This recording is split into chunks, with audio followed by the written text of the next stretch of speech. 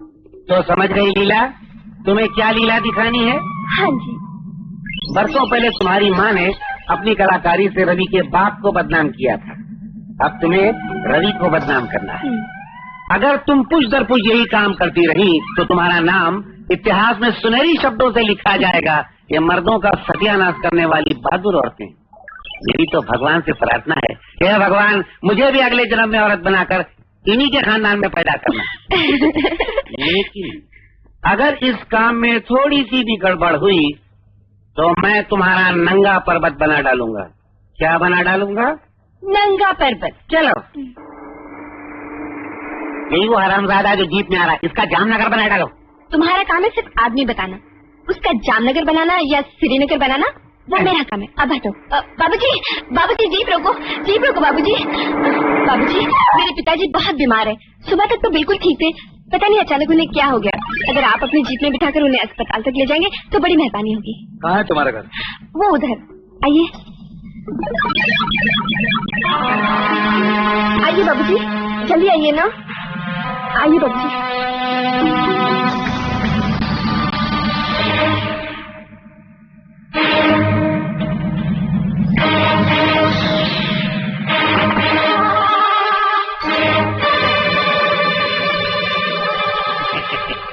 अब इज्जतपुर का फालूदापुर बनाता हूँ।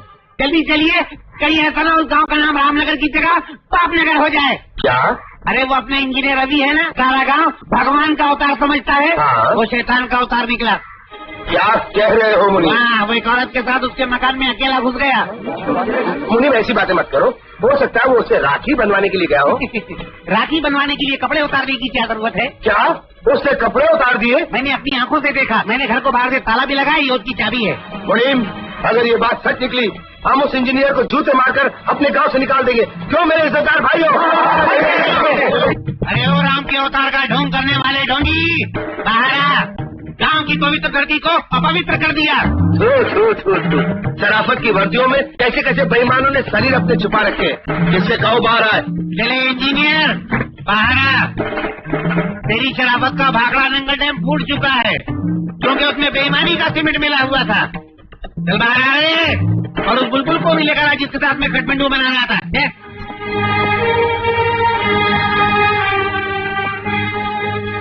क्या बात है भाई, बहुत लंबा चौड़ा जुलूस लेकर आई।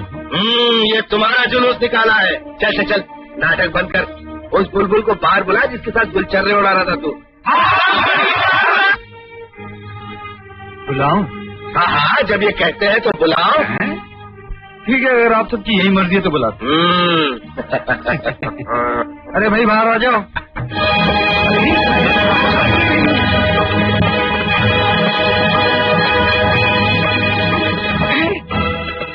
ये अंदर तो लीला की थी, पार्टी में रामलीला कहाँ से आ गई? ठाकुर साहब, ये क्या तमाशा है? अपनी बेटी को रवि के साथ इस घर में बंद कर दिया, अब हम सबको दिखाने के लिए यहाँ बुला लाया। ये बहुत गंदी बात है। एक बात के लिए इससे गिरा हुआ मजाक और नहीं हो सकता। चलो भाइयों चलो।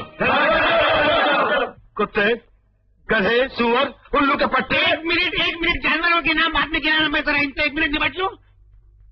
तुम ये कैसे आ गई? कैसे मतलब? क्या तुम्हें मालूम नहीं? मैं यहाँ कुछ देर ऐसे ही बातें करने के लिए आई थी। बाद में जब जीप में रवि आया, उसके अंदर आते ही तुम बाहर से ताला लगाकर भागे। मैं चिल्लाती रही, मुनीम अंकल, और तुमने मुझे देखा, मेरी आवाज सुनी, फिर भी भाग गए। क्यों? मेरा मजाक उड़ाने के लिए? डैडी को सारे गांव में बदनाम करने के लिए? छी छी छी छी, अब डैडी गांव वालों को क्या मुंह दिखाएंगे?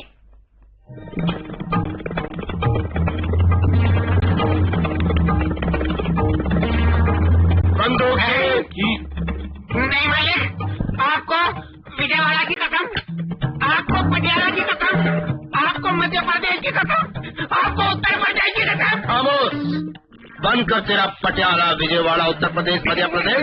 तेरे सारे गांव खत्म हो चुके हैं। नहीं, अब मैं तुझे सोनापुर बनाऊंगा। सोनापुर समझता है गधे की औलाद?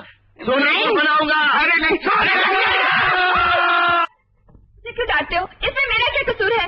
अचानक ठाकुर की बेटी वहाँ पहुँच गई और मुझ पर हमला किया। मुझे नाखूनों से नोचा और मेरे बाल भी नोच डाले। ऐसी हालत में ये बेचारी वहाँ से अपनी जान बचाकर भागती नहीं तो क्या करता? अरे तू तेरी जबान बंद कर। सबसे पहले तुझको सजा मिलनी चाहिए। मुझे क्यों? सजा तो तुझे मिलनी चाहिए। तेरी इतनी हिम्मत कि तू मेरे साथ जबान लड़ाती है?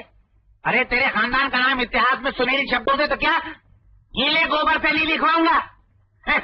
एक तो गंदा काम करती है, ऊपर से नर्मदा बनती है, गटर की नाली कहीं की।